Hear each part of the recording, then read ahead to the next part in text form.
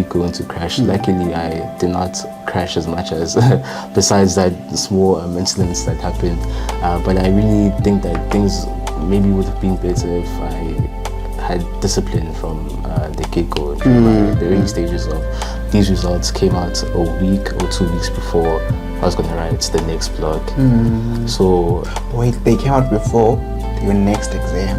Yeah, oh, shame. Like 2 weeks before the next that's what's for sure discouraging. It was hectic. Yeah. But something that I know that cannot be replaced by any robotics or artificial intelligence is the human connection between doctors and patients. I think it's important that even if there are robots that can perform surgeries, it's also worth noting that this is a human that we operate on.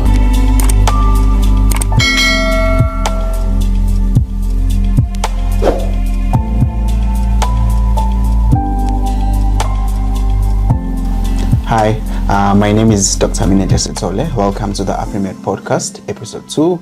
Today I have a guest, Andile Hlongwa. Welcome, Andile. How are you, my brother? I'm okay. How are you? I'm good, thanks. Thanks for coming and honoring the invite.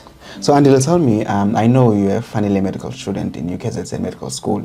Why you chose medicine? Why you pursued medicine? Because we had, there's so many options out there, and for sure you did well in matric. But why medicine? Funny enough, medicine was not always my first choice. Okay. I remember early on in primary school, I really had a liking for art and drawing. So I always envisioned myself becoming an architect one day. So even when applying for high school, I looked into high schools that had the infrastructure for engineering and drawing and all of that. So I went into high school still wanting to pursue architecture. But the family got involved. And they obviously envisioned me as a doctor, something I didn't see for myself. But they saw potential, I guess, and they just got into my ear. You're going to be a doctor, So much so that even for my 16th birthday, my sister made a cake for me and it had a stethoscope and a BMW key and Dr. Andile on the cake. So they really groomed me into seeing myself as a doctor as well. So sort of developed mid-high school, towards the end of high school. And they really did me a huge favor because I honestly did not see myself doing anything else besides that. I really did end up leaning more towards liking human biology. Favorite subject was life sciences, especially the human parts of life sciences. So I guess it was an influenced decision why I chose medicine, but it's also a great decision that they did on my behalf because I do not see myself doing anything outside of that. So tell me, you wanted to do architecture. So were you good in drawing? What inspired that? And what age did you decide that, okay, now I want to do medicine? This is the thing I want to do. I know it was an influenced decision whereby they motivated you. There were a lot of influences like cake, etc., etc. Yeah. But were you good in drawing? Did you like cars, houses, or anything like that? Yeah. Why you wanted to choose architecture? You as Andile growing up. So I did grow up drawing. I remember I posted something on my WhatsApp this other day. I was just doodling and drawing something and I posted on my WhatsApp because it's not something I really do that much often, so I just wanted to share with my contacts. And I remember my mother commented on the status and told me that, hey, you've liked drawing for a long time. She knows even as a child, I disappeared from the house and she found me in the garage at 7, 8 years old. I'm drawing something, so it's always something that I was passionate about, and I grew up drawing. Whenever I wasn't I wasn't a child that was very problematic. I was inside the house, me, a pen and a paper, just doodling or drawing something. So it's something that I was very passionate about from a very young age. And in terms of why I lean more towards architecture, I think I've always been fascinated with architecture, houses, infrastructure. And I even had this game that I used to like to play on my laptop where I can build houses and all of that. So from primary until like early high school, that was a passion. Until I started having a conversation with my family. I'm looking at the possibilities after university and after high school. I mean, what to do in university, and also my liking for the life sciences and the human biology. I guess mid high school to late high school, that's where I finally decided that maybe medicine is the thing for me. And yeah, that's. So when you applied, I know I think when I applied, we had to put like 6 options. Did you put like architecture, civil engineering, somewhere there along the lines? The problem, the thing with the CO, right, is that there are specifications when you apply. Maybe for engineering, they only take the first option or the first and second option. Yeah. But because I wanted medicine as my first option, I wasn't going to gamble with that. So I put medicine as my first option, and I couldn't choose architecture after that. So the way that I said my choices was that medicine was the first choice. And then the choices after that were things that I know that if I don't get into medicine, I'm going to do that course, and then eventually I'll get into medicine. So I chose my sciences, pharmacy, anatomy, and all of that. All right, I see. Do you regret currently any regrets for the past 6 years? Honestly, I do not regret my choice or my family's choice in this instance. I honestly don't regret it. Like I said, that I did not see myself doing anything else. Architecture, I still do have a passion for like infrastructure and all of that, but it's also something that I can explore within medicine. You know, I can find like a side hustle to, if I can put it like that, where I can maybe interior design, maybe property and all of these things. So maybe there's a passion that I can still explore, but still within the course that I chose, that I'm very proud of choosing. I don't see myself going back, and no regrets whatsoever putting it as one of my options on the CAO. Okay, yeah, we'll get back to that, because I'm very fascinated by the gifting and talents that you just mentioned, the drawing and everything like this, because I think in medicine most of the time, the doctors, we don't really nurture our talents, giftings, and other things that we can do, like especially the extra curricular things outside of medicine. So I'll get back to this. It's very interesting story, and like how you got into medicine. I've never heard something like that before, whereby like, cause medicine and architecture, like civil engineering and medicine, it's like 2 different things. You know, it's not even that close. It's very inspiring. So tell me, any like challenges for the past 6 years you want to share with me? Any issues you've had during like the course of like 6 years of your medical school? Hey, there have been quite a few challenges, I'm not gonna lie. Maybe I can date it back to early medicine. So I started in 2019, right? I started in 2019 doing my first year. So my second year was 2020. And that's when COVID hit us. Oh no. So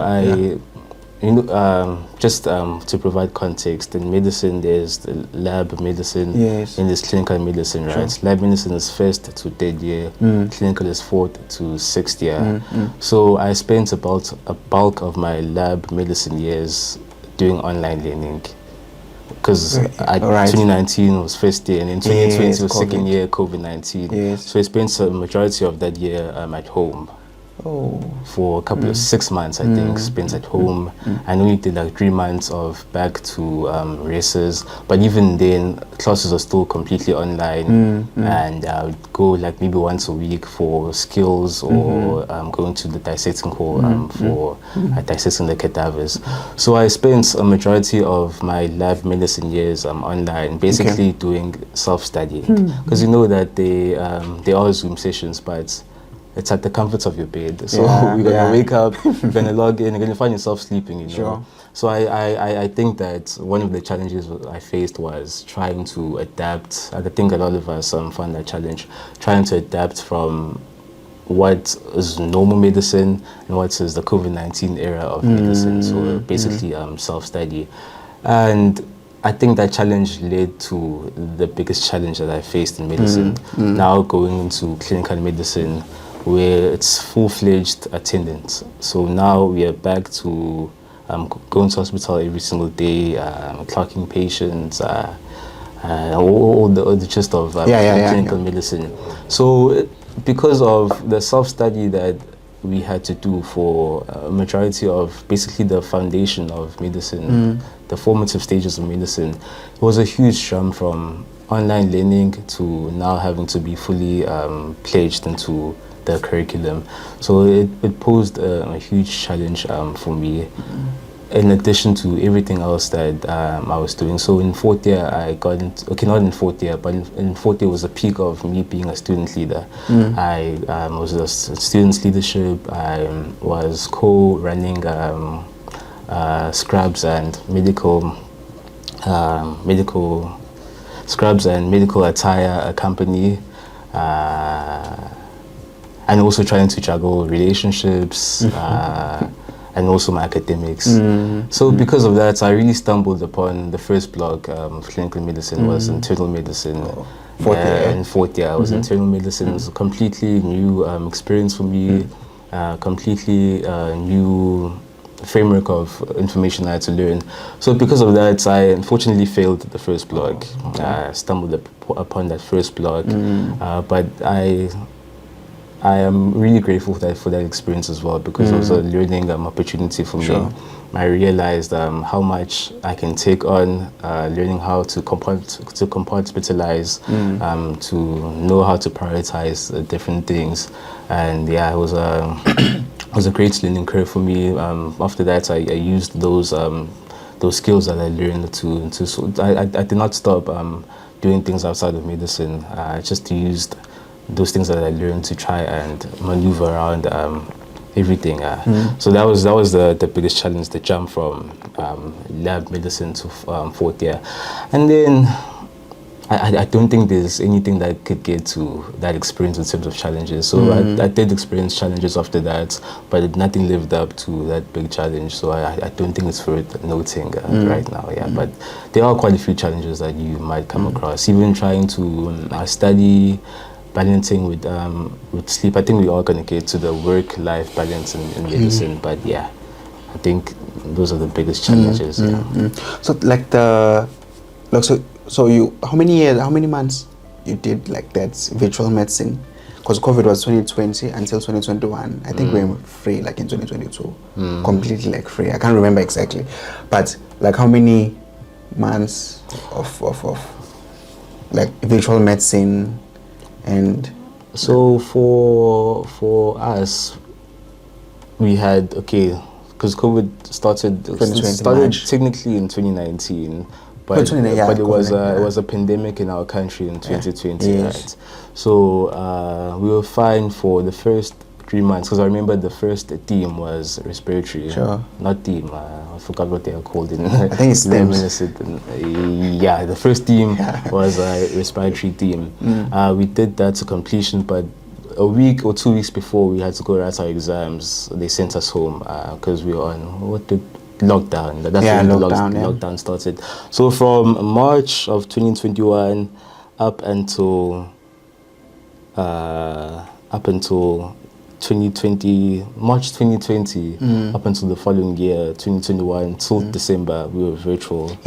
So I only had my first year as a physical student, and then after that was online for two years basically, because it was the whole of 2020 and the whole of 2021, and then in fourth year there's no online because it's clinical medicine. So that's when we went back to. So your exams, like how like the exams, because I remember you used to do a theme and then exam, theme, exam. So in terms of exams, you'll go home for 4 weeks and then come back for the exams, medical school, or you'll do online exams. Exactly. How? No, who's the initiator? you see these challenges. So what was happening? I just don't understand, because I've never thought about it, like how students were affected during COVID-19. Yeah, so we used to live at rest, and some people did live at home. So our classes were 100% virtual, except for one day of the week where we go to the dissecting hall, like I said, to dissect the cadavers as part of the anatomy module. So majority of our classes were online. and even our assessments were online. So they opened a portal on Learn or Moodle at the time. Okay. They put the paper there and open it for a certain amount of time. So all of us go in, we attempt to do the paper, and then press send and submit the paper. So like how you do assignments on Moodle, where you do the assignments. Yes, I remember, yeah. So there was no invigilator, I'm not sure what precautions were put in place to ensure that students were doing by the book. I'm not really sure how, but that's how we did our assessments. So like you'll get a pass from that. So sure everyone passed, eh? Yeah, I hope everyone passed. Everything was put into our hands, yeah. Okay. Yeah, so now you're in clinical medicine, it's your final year. I know there's a lot of pressure in terms of where I'm gonna go, like what I need to do after internship, ComServe, etc. So do you have anything passionate about, like in medicine? Any I know it's still early, but like any passions around any particular departments or specialty, any interest so far, anything you wanna do, like after ComServe you want to pursue in terms of that? Yeah, it's honestly something that I haven't really thought about, because even now as a student, I wouldn't say there's a particular department or block where I see myself doing this even after internship at ComServe. So much so that when I think about the future, like I don't see myself in a certain specialty for now. Okay. There's no block that I'm leaning towards for now. Okay. But I do believe that my experience as a student in these different rotations is going to be completely different from my experience as an intern now. Because as a student, you're still a bystander. Basically, you are just overlooking how everything is happening. You don't know the gist of how these rotations are actually, or how the work and life balance is for these rotations. So I know that these are things I'm going to figure out mostly in internship or in my community service. So and even if I do have something that I lean towards now, I know that by the time I finish ComServe, it's going to be a completely different story. So for now, there's nothing that I'm really leaning towards. Yeah. Because I remember everyone was, like when you're growing up, we would always say, I see myself as a neurosurgeon. I see myself as a heart doctor. Yeah. So, okay, that's fine. And it's okay because you're still in medical school. You still need to gonna explore and get a bit of experience in terms of your rotations, even as an intern and even in ComServe. So, like next day, it's internship, your first day. Like, do you feel ready for the field? Yeah, I don't think you can ever be ready for the unknown, because like I said, as much as we are exposed to and there's clinical exposure to hospitals, like you're just a bystander as a student. You do help out here and there, but you're not really fully involved in what is going on, so much so that even our calls, most of our calls end at 10 p.m. So we don't know what a 24-hour call entails in terms of for some rotations. There are rotations that do have 24-hour calls, but for the most part, the calls end at 10. So I'm not really sure what to expect. I don't know what it feels like to be waking up at 2 a.m. to come and put an IV line, or to be told that there's a patient who is desaturating or something like that, or someone needs a resuscitation at 3 a.m. So I'm not really, I wouldn't say I'm ready, because I don't know what I'm getting myself into for the next couple of years. But I think that my university has prepared me for internship in terms of the minor skills that are required from interns, in terms of taking care of the patient, in terms of doing basic life support. If the patient comes in maybe having seizures, or teaching us how to basically save the patient and then transferring to where they're going to be monitored and maintained after that. So I'm in between. I'm on the fence. I'm not really sure. Yeah. Okay, no, it's normal. It's okay, I think, not to be ready, because you can always reach out for help. And also, it's okay not to be sure about things. But I think you need to have a bit of like expectations. I think, like, so what are your expectations, like, out of internship? What do you want to achieve in internship? I know it's like it's still else you have everything like in one pack, you know. But I think like it's gonna be like baby steps as well, like in terms of growing up in your career, in terms of like balancing your relationships, work, academics as well, because some of the blocks you'll be having a bit of academics, and there'll still be assessments in some of the, I think most of the blocks do have assessments, so there's still a bit of academic side of things, because remember, most of the patients we see, they rely on how much we know, you know, how much experience we have. But I'll just give you a bit of faith and assurance. There's always support, you know, because according to HPCSA, you can't work alone. You need to always be under supervision. So there's always going to be a supervisor allocated to you, either a reg, medical officer. So, and then I think what I can tell you is like learn as much as you can. You know, be out there, volunteer to do things, so that you get a bit of experience as well. Because you don't know where you're gonna go for your ComServe. You know, for everyone, I always tell like junior interns or finally medical students that the main thing that you need now is like to grasp experience. You've done 3 years of like studying. You've done 3 years of like hard work. So now it's more about you doing things. Whatever you've been studying, apply. You know, learn around that. Still learn around your patients. It's a huge jump. You know, no one prepares you. Like in December, you're finally a medical student. 1st of Jan, I'm telling you, brother, you'll be an intern. I tell the junior interns that rotate in where I work, that's like first year, like internship. For us, it was better because we use the interns that used to rotate at that time. They used to do 4 months. So you will find second years. Now it's always like first year in an MO, first year in an MO. So some of you will be on call on the 1st of Jan. You know, so fear is gonna be there, anxiety is gonna be there, worry is gonna be there. You're gonna be worried about so many things, you know. But there's always support, and you can always reach out for help and ask. You know. But you mentioned something about that happened in 4th year about balancing and relationships, academics, friends. You spoke about leadership. You had a business as well. I think you're running a business involved in that. So like, how does balancing look like to you? Like, what do you do to balance your life? I know it's a difficult question to say. I know some people say there's nothing like balance, you know, that word just there for us to understand. But in real life, there's nothing like that. I'm not saying that's okay. I want you to be rigid and be fixed and say, okay, this is how I balance my life. If it doesn't happen like this, then it's not it, you know, right? So, like, how does it look like for you, balancing your life? You know, what do you do to make sure that, okay, my life is balanced in terms of this, that, and that, and that? You know, yeah. And I think you essentially saying that you can never truly have a balanced life. Yeah. Some people believe that. You know, some people do believe that, okay, you can be very balanced, but some people do say that word doesn't exist. Like, for instance, time management, they say there's nothing like that. You know, but I know some people are like, very adamant on that. Like say time management exists, you know. But with those people, sometimes the issue is they're so rigid and not flexible. You know, they always script things on stones, whereby if it's not like this, and then it's a disaster.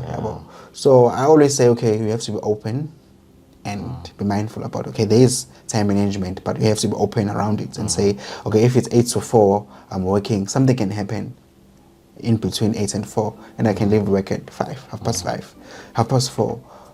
So how does balance look like to you? I honestly don't think I've really 100% achieved the concept of balance, but I like what you mentioned when you say flexibility. I think flexibility is the key. I still do think that there are many things that I'm doing in my life outside of academics, as I still am in somewhat of leadership.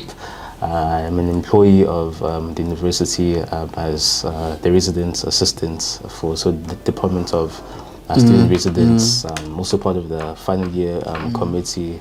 So there are quite a few things that I do outside of academics. And I think something that I learned from my experiences when I initially started everything, especially in 4th year, like I said, to learn how to compartmentalize. Sure. So to know that, okay, so for now, because these things don't need your full 100% attention at once, right? There are some moments where you need to be a final year committee member. There are some moments where you need to be a residence assistant for your students. So I think that the key is to recognize that and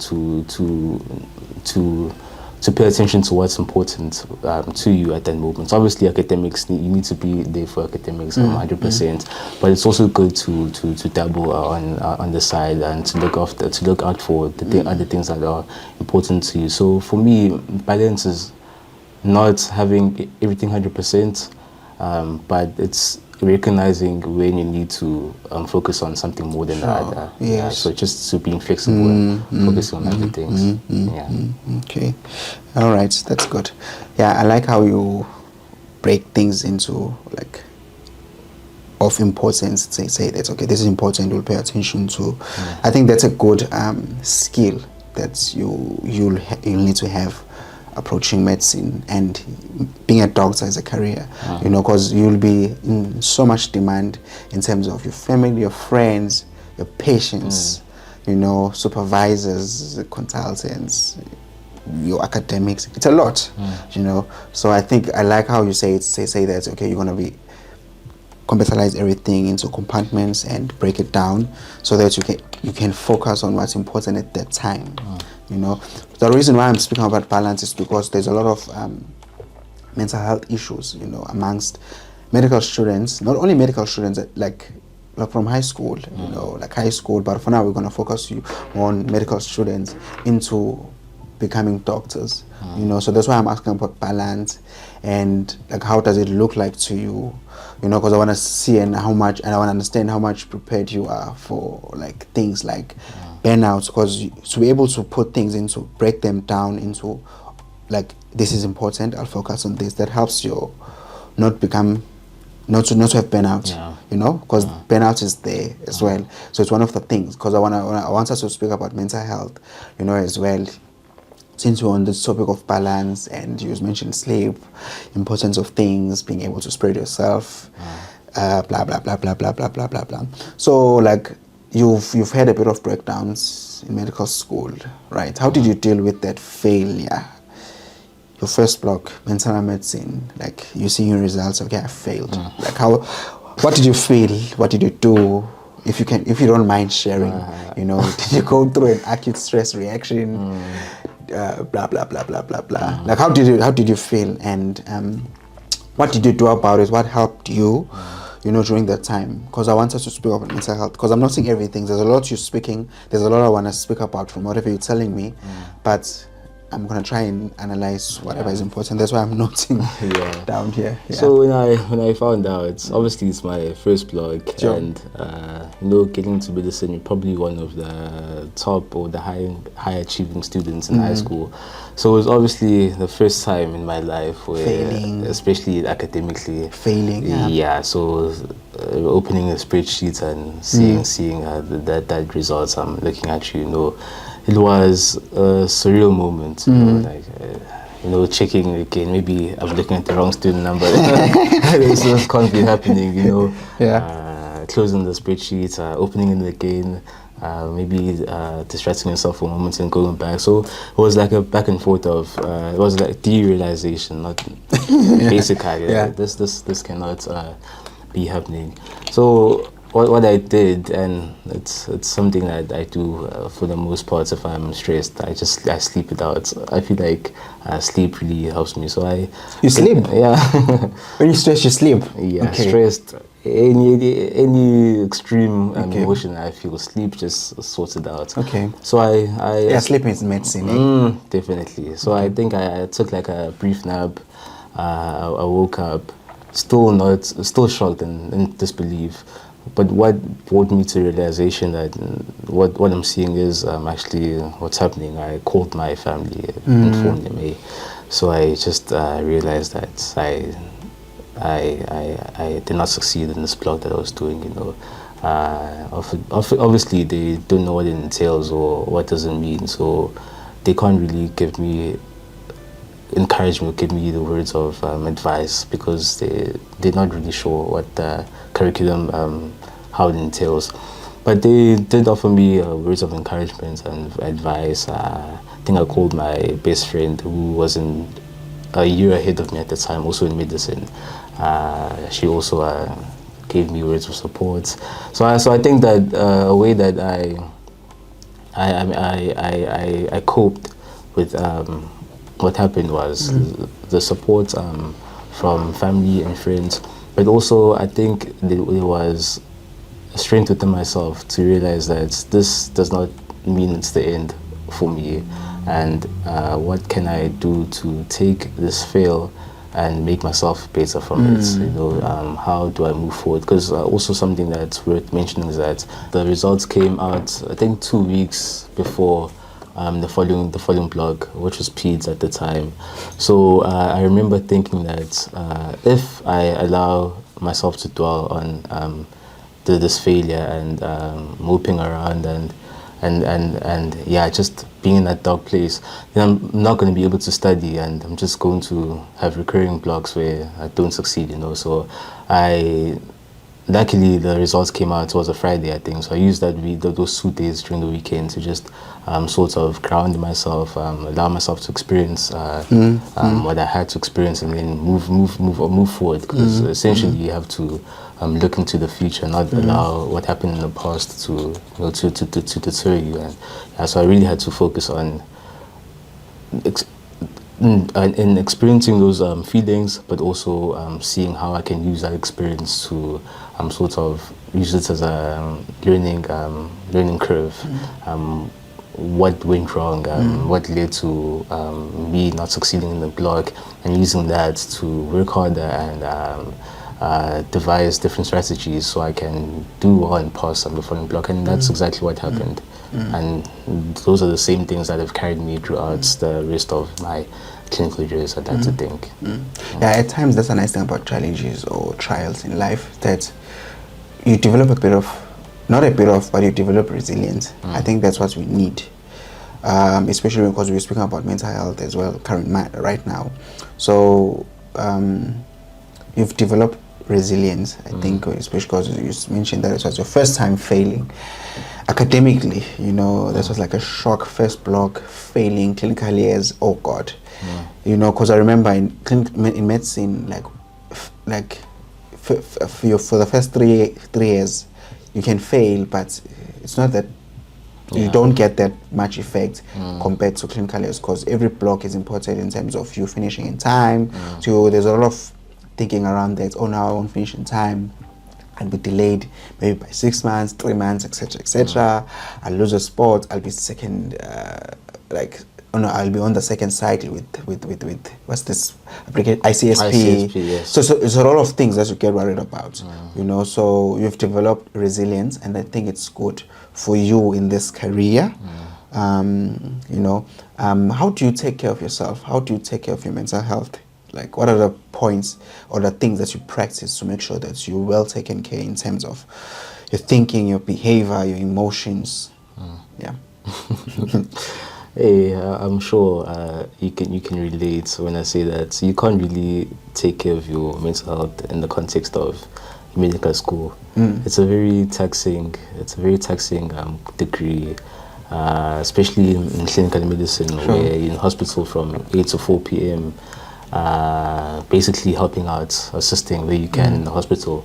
After that, you have a window period where you can do something for yourself, but for the most part you're tired, so that's where you decide to take an afternoon nap.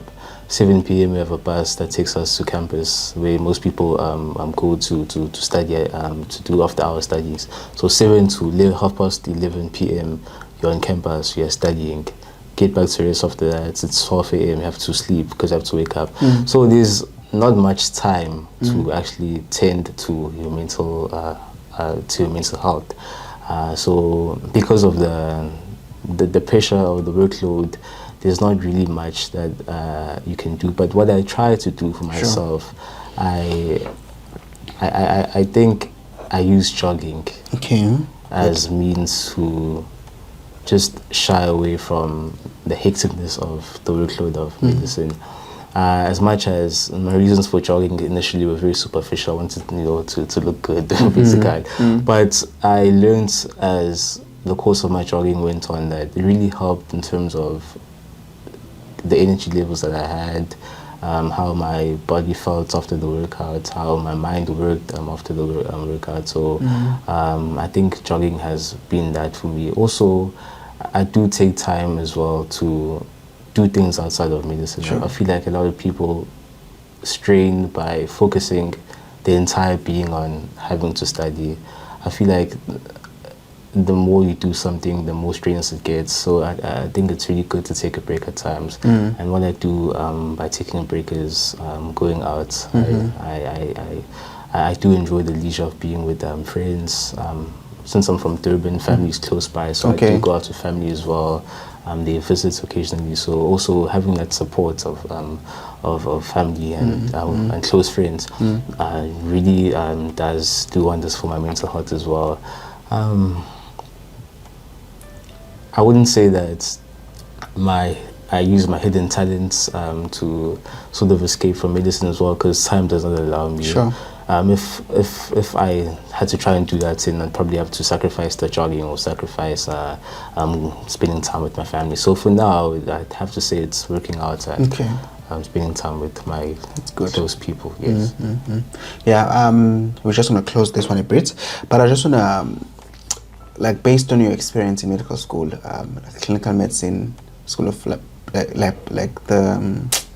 School of Laboratory Medicine, do you have anything that you wish that can be included maybe in the curriculum, maybe things that you'll wish they can change, like anything, do you have anything that can be maybe added even, out of your experience with medical school, that can be helpful even for students or anyone watching the podcast, anything that can be added, changed, removed.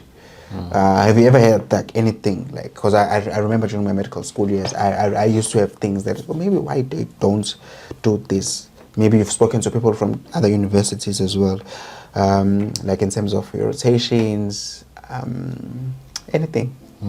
It's honestly because there's nothing perfect in life, there's nothing that's 100%, It's honestly something that I haven't really. Okay, it's not a survey for you guys attend. I'm not doing a survey, but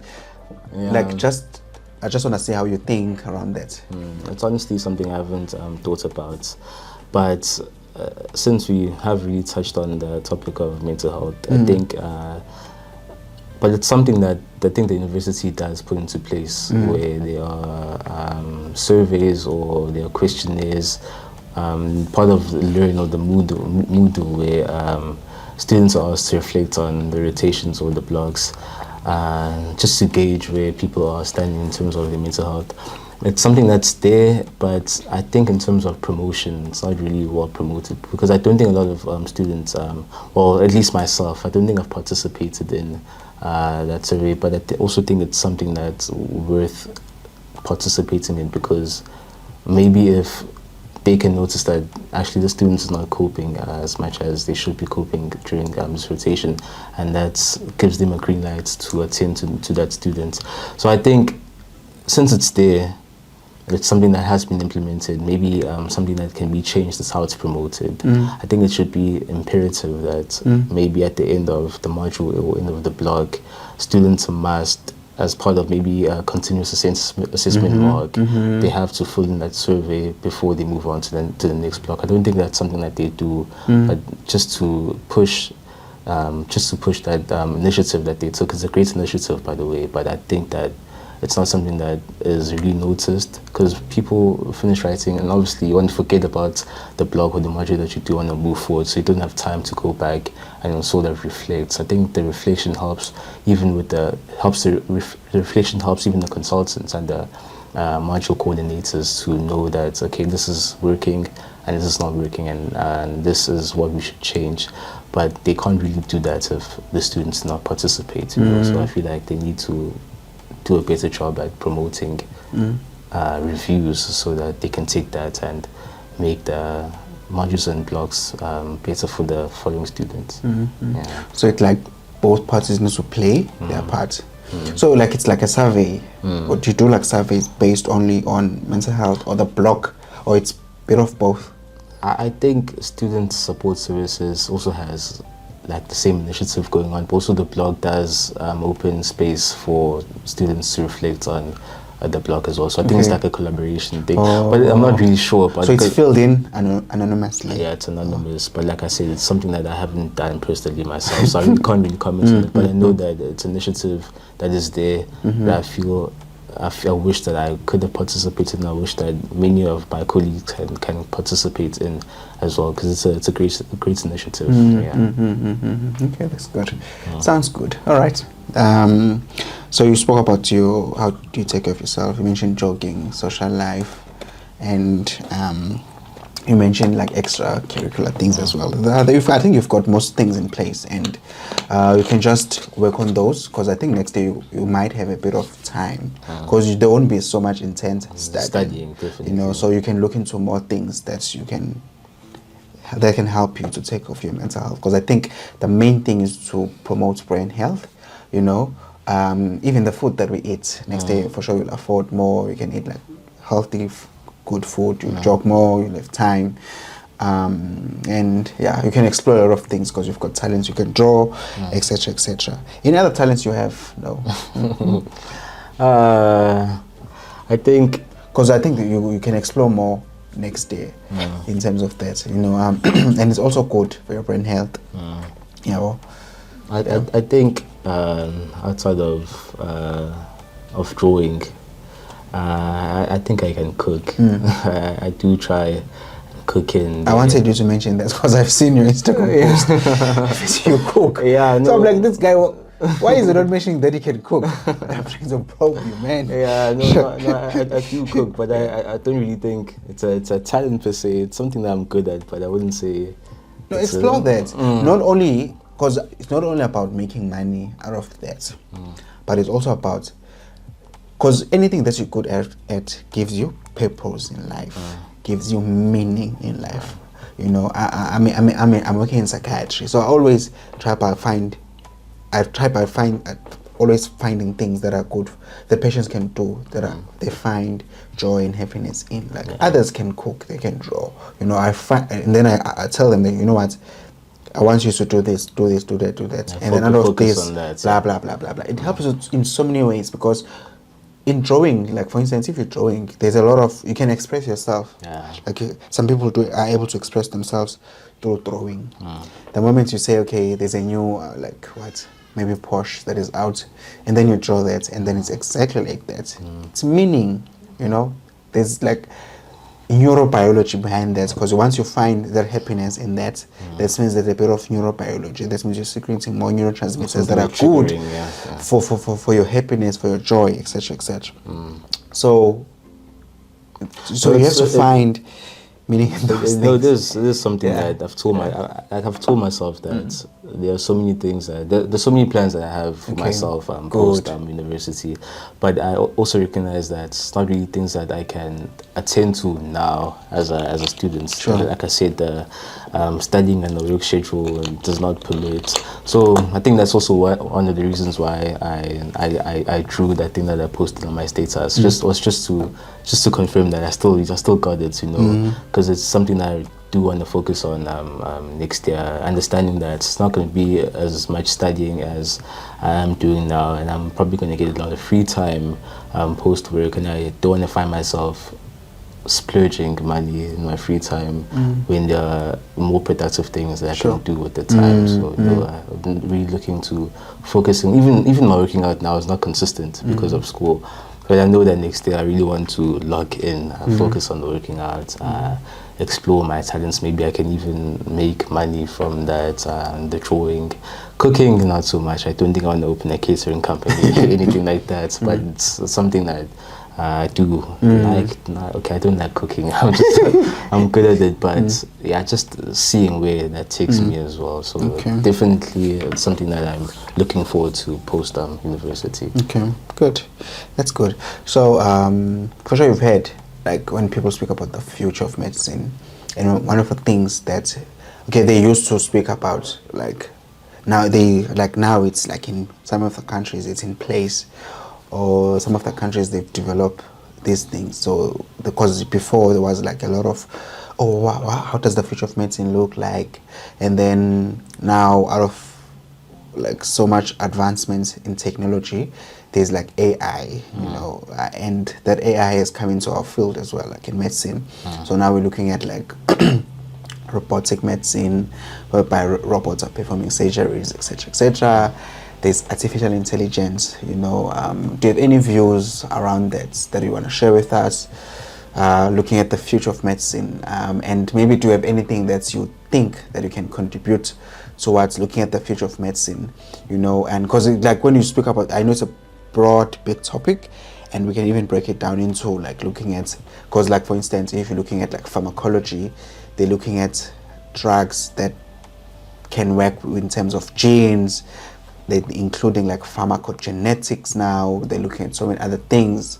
Like in terms of investigations as well, like they're looking at more other things that like how to investigate that and that and that and that. Guidelines are changing like almost every year, etc., etc. Because it's such an evolving field, or like even you as a doctor, you know, like things are evolving, like new drugs, new investigations, new approach, etc., etc. But like, do you have any views when you're looking at the future of medicine? I think that medicine is a progressing field.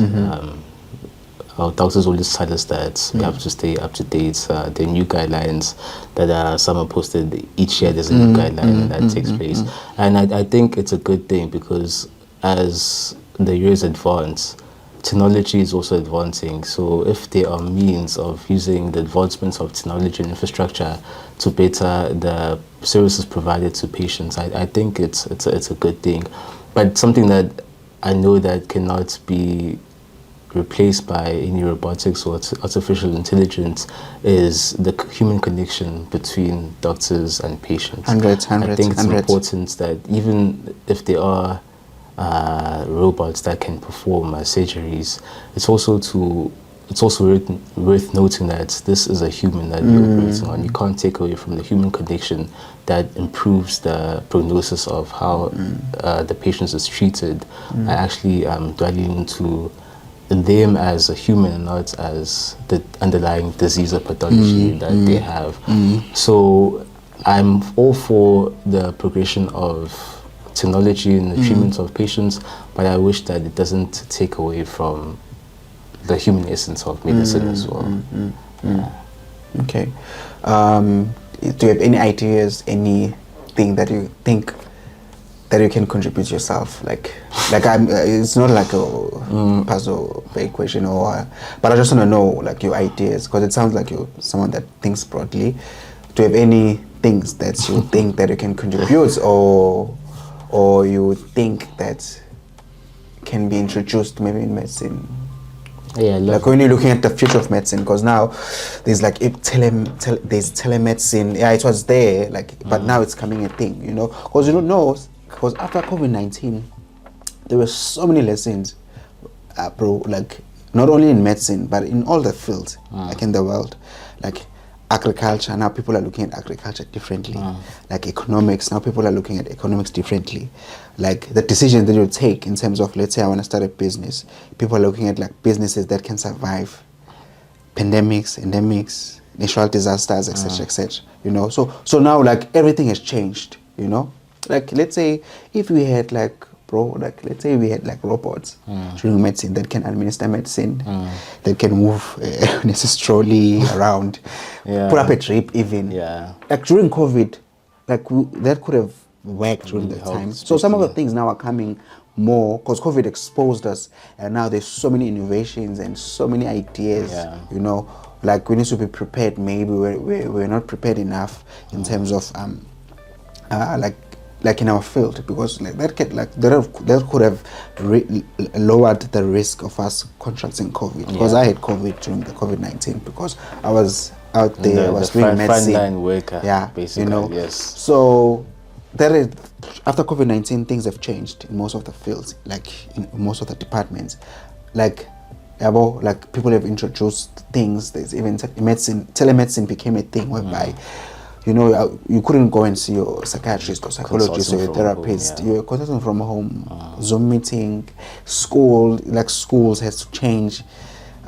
Children had like tablets, or they had to have devices basically to work from home. Basically to work from home. Parents had to teach their school. Homeschooling became a thing now. Blah blah blah. A lot of things change, So like, do you have anything that maybe any idea? Like I'd want to implement. Because you're also an architect. You've also got a lot of architectural skills. I love the hope you have in me. I really do. But if there's nothing, it's okay. Like I think I'll go back to my point of being a bystander in hospital. Like I feel like there are so many things that. Okay, let me not speak for my colleagues. Let me speak for myself. Sure. There are so many things I think that fly over my head in terms of my presence in hospital. So I don't really see the gaps in terms of innovation of where medicine can progress to. Like the things that I do see within hospital is the shortage of like the basic equipment that we need, like your chalcos, there's some points where you didn't even have sanitizer in the hospital, which is ridiculous, if being honest. I think in the context of medicine in our country, in government hospitals, before we can even think about those innovations, I think we need to start sorting out these basic things first. Okay. So I think that's where my mind is at the moment. Okay. Just seeing the basic things that I think need to be sorted too. So I think that's also one of the reasons why I haven't really been innovative in my thinking of where medicine can go, because of even the exposure that I have, to the hospitals that we rotate to, does not really allow me to think broader than what I see in that moment. So I think that maybe that's one of the reasons, or maybe I'm not innovative. I think that we'll speak to you after your internship. Maybe you'll have more ideas. I understand you limited is because of exposure. It's okay, man. Yeah. So I also want to ask, do you have any advice for anyone, like in high school, grade 10, grade 9, whatever grade whatever grade they're in, like, do you have any advice for them, like in terms of like how to decide, like, do you have to feel anything inside to say, okay, now I can choose medicine, or like what advice do you have for them, like when they say that, okay, now I wanna become a doctor, like what advice can be anything out there, don't have to be like you can even say it in compartments and say, okay, in terms of the academics, you need to have this, blah, blah, blah, blah, blah, blah. But what advice do you have for someone who want to become a doctor? I think in terms of, firstly, these are people who are still in the lower levels of their educational training, so high school, maybe even someone in primary. Sure. I think that primary, these kids are on YouTube. Yeah, definitely. So I think that something that I always wish I had for myself was discipline, even in high school or in primary. I've never really been someone who was study focused, or every chance I get I need to study. I've always been someone who studied towards exam time, So those are bad habits that I basically carried into this degree as well. So it was a really huge jump now, because the workload is crazy in medicine. So it's a lot of things to cover. So if you carry that mentality of not being on par with your studying, you're really going to crash. Luckily, I did not crash as much as besides that small incidents that happened. But I really think that things maybe would have been better if I had discipline from the get-go during the early stages of, because these are things that you grow with, and if you're disciplined at an early age, it's hard to lose that discipline even in your adulthood or in the advancements of your age. So I think I'd advise someone to start being disciplined now, study as much as you can now, and just get into the habits of reading. Because I think reading is very important in medicine, even beyond being a medical student. Even when you practice as a doctor, like we said, the guidelines change all the time. There's a new pathology, a new way of attacking pathology. So if you're a reader from the beginning, then it's going to make things easier. It's going to be like second nature, just opening your phone, searching for an article and just reading and just broadening your own. I think medicine is about continuously building your knowledge and learning. So number one is discipline from a young age. And then also something that's important is I always tell people, even my younger counterparts within medicine, is that it's not good to work as an island. I think medicine is not even medicine. I think varsity as a whole is a degree that is made by the connections that you form within the course itself. I think that I don't think I would have made it as far as I have now if it wasn't for the support of family, support of friends, especially support of study groups. Also going back to this thing of high schoolers being top achievers in order to get into medicine, high school is a very competitive environment. You know, a lot of people tend to work by themselves, don't share knowledge because they're all fighting for those top 10 positions, fighting for DACs, and a lot of people tend to carry that into university. And you'll find that they're going to crash because there's a lot that you learn from your peers as well. You're not exposed to the same resources, not rotating the same hospitals. So it's important to have someone who's going to come and tell you, hey, our doctor told us that in order for you to do the procedure, this is the best way how, I'm learning from people. And besides the learning part, having support, having someone you can tell that, hey, I haven't been able to study for the past 2 nights because of this and this. And that venting outlet also helps you to release whatever it is that was holding you back from studying. And you're going to find that you can move forward from that. So not working as an island, having good support, putting yourself out there is very important as well. Allowing yourself to be vulnerable. I think holding a lot of people, I know a few people that have not been succeeding because they're keeping things within themselves, and it keeps accumulating and accumulating. And for that reason, they're struggling to succeed. It's good to be vulnerable. I know that you were the smartest kid at some point, and a lot of people looked up to you. But you're now in a field with other smart kids, and there's no competition now. We're all running our own race.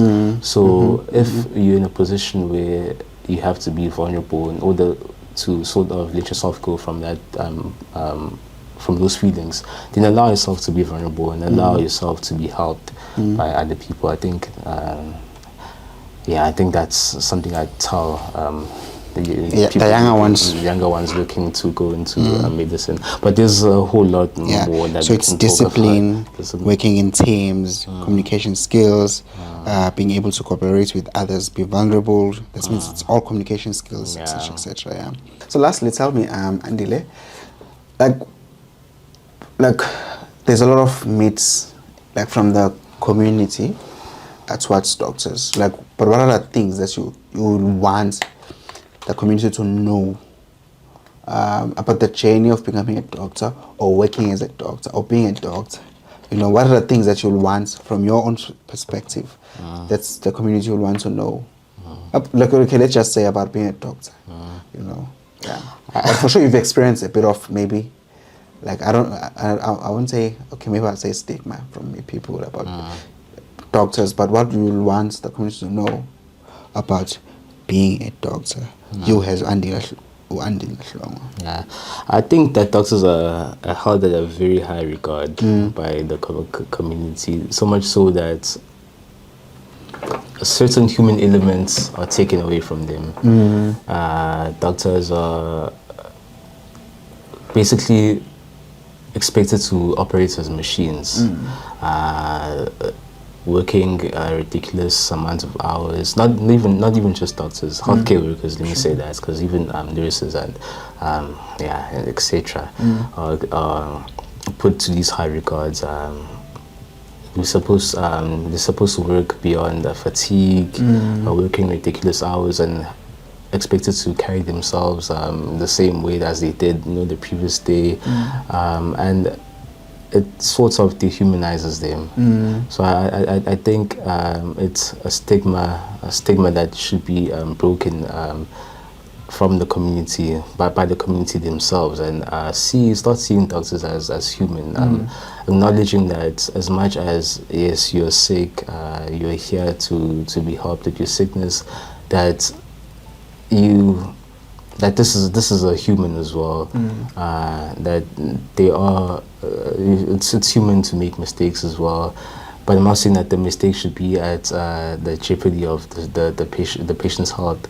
But I feel that doctors should be excused from some minor mistakes, because I feel like the general population is very hard on doctors because of, like I said, the high regard that they're held to, and that they're not necessarily seen as human. What else? Maybe if you share some of the it's things. you. I said it's you. I mean, it's gonna take me an hour to say all the things. You see, it also comes with experience. Yeah. Since I'm not really a doctor now, there's not really much. 2 months away. There's not really much that I observe on my side, but from things that I'm seeing as a student who works with doctors, I do really think that and the regards that doctors are held to really changes the way that patients want to experience doctors as well, and really they don't really take well to minor human mistakes that doctors made, because and even outside of medicine, doctors are expected to behave in a certain way, to dress in a certain way, there are certain spaces that they're supposed to be seen in, so much so that there's also, I feel like it's also one of the pressures of being a newly qualified doctor. You see doctors buying expensive cars, living expensive and lavish lives because of the stigma that doctors are earning a lot of money. So I know people who are looked down upon because they're doctors, but they're driving, I'm not sure if I should mention brands, but cheaper cars, cheaper cars, because you expect them to buy, the German cars, expensive cars. So I think even that is a stigma that should be broken to sort of ease the pressure, the peer pressure. And enough. You say, they don't have money. They're also human, they get broke. They get broke. So there are many factors that play in the budgets of the doctors, so you can't expect, and even within families, where there are families that have very high expectations from people who are doctors within their households, and so much so that even if you are vulnerable enough to share that, I do not have money, they do not believe that, because they think that doctors earn a lot, even if they do earn more than the average person. There's still a lot of factors to take into play in terms of how their affordability, so I think it's all of those things. So the fact that, so just to summarize my points, like the stigmas about their affordability, stigma about themselves as human, and their ability to not make mistakes. All right. Thank you, Andile. Thanks for sharing your journey with us. I appreciate that, and you were very open enough, and you spoke about your mental health, your challenges in medical school. I think your journey has been very inspiring, because you started from like how it took you to become a doctor, the influences around that, your family, and how that became your love for medicine, and how you chose this career, and you still, even till this day, you don't regret, and you don't see yourself doing any other thing except medicine, and I think you're doing so well, and I'm so glad that you were so involved in leadership positions in medical school, because that's going to be good for you going forward, and it's also good for your CV. I'm not going to lie to you. It's also good for your CV, and also you've got an open mind. You know yourself, and you're not afraid to say, okay, I don't see myself specializing in any field. I need experience. You've got a bit of clarity in your mind, and that's the type of things that you need as a doctor, because you need to be open-minded. You can't be rigid. You can't put things on stones. Flexibility. Yeah, but you need to be talked about, flexible. yeah. You know, you've got your mental health in check. You've got your planning in check. You've got your other things that you've got your goals. You know, it's good to hear, and you're inspiring because you're young, you're out there, and you've got talents as well. You cook, you draw, maybe you sing as well. I don't know. You know, I wish I could sing. I wish I could sing. So it's your journey is very inspiring. So thank you so much for that, and I really thank you for opening up about that failure in fourth year, because it's gonna be an inspiration for someone, you know, for them to hear that, oh, like it happens. It happens. It happens. Yeah. You know, it's part of life. Because people don't speak about failures, eh? Yeah. People don't speak about the hiccups they experience in their journeys. You know, especially in medical school, like the failure, you know, that you experience. Like your 3 months, how was it? What did you do? The steps that you took. You know, because for sure, if you didn't do those things, that would have affected you. Because that happened like 2 weeks before the next exam. That disturbs your whole thinking. You discourage your motivation. Your learning. Everything get affected during that time, but you are strong enough and you built up some resilience, you know, because that's what you need. Resilient, mental health check. You've got your support, your family's here. I don't know where you're going next day. I don't know if you want to share, but you know, all those things will come into play for you next year, because this is a journey. You're on a trajectory, growth pattern in terms of the graph. You know, you won't in medicine. You're not like this. You know, it's like this. Hiccups, grow, and then I even as a consultant, you're growing up. There's a lot to learn. You know? It's like it's life. You know, definitely. Yeah, and medicine it's part of you. You know, it's part of your life. It's not who you are, but it's part of like who you are. Yeah, you know. Definitely. You've got a lot of things that define you. You've got purpose in life. You've got other things that you find meaning in, you know. There's all those things going to help you, because you need like a whole package of a human being. And I think to just go back to the point of the common myths or the stigma around doctors. Something came to your mind. I know. just add on to what you said. I think it's not only from the community itself, but even within us as medical students, we view failure as, I don't know, a death sentence or something like that. Because if you see the context of medical school, there are so many people that failed once and were not really able to bounce back. Not really sure. Not really sure if it's within it's like a culture. It's beliefs within themselves. Yeah, it's a culture. It's a thing that has become such a culture, you know. So I think that's also what inspired me to share my feeling, because I can easily just be like, hey, it's been perfect, just disappear for a couple of months where I repeat the block that I'm supposed to do, then come back as a qualified doctor and just not share those moments. But there is someone who probably is failing the block that they're currently doing right now, who's failing for the first time, who is not going to be able to bounce back because they're going to feel alone within their failure, because it's not something that is normalized, and I think it's to some parts still looked down upon, even within the context of medical school. And it goes back to my points where doctors or medical students are seen to be perfect, and perfection involves succeeding in everything that you do, which is not always the case, and it's a very unfair regard to put someone to, and I think it's important to talk about these things and not normalize it in any sense, but acknowledge that it happens and it's okay, and it's important to move forward from that as well. Thank you so much. Thank you, bro. I wish you all the best with your future endeavors, your plans, dreams, whatever you've got in mind. I wish you all the best. So that's it for today. Just like I said, my name is Dr. Minenhle Sithole. This is the Afrimed Podcast. We had Andile Hlongwa, who's doing a final year in medical school, UKZN. He's got 2 months to become a doctor, or for him to earn his title to become a doctor. So thank you so much. Thank you. No, thank you for having me. Sure. Thank you.